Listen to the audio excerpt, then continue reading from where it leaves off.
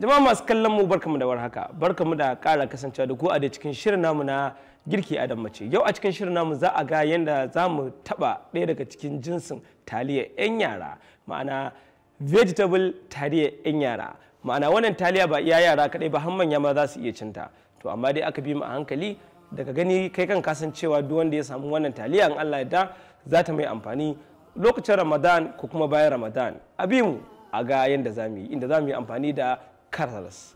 Karas yana ɗaya daga cikin abin da za mu yi amfani, sannan za mu yi amfani da green beans, sannan za mu yi amfani da peas, inda za mu yi amfani da albasa ita kanta kenan, sannan za mu yi amfani da purple cabbage da kuma ainihin white cabbage, daidai mahaɗinta ne wannan, sannan inda za mu yi amfani da attaruhu da kuma wato white pepper, daidai duk wanda ke so in kin gana ma ki isa white pepper saboda karki canza kalar, in kin gana ma ki isa attaruhu.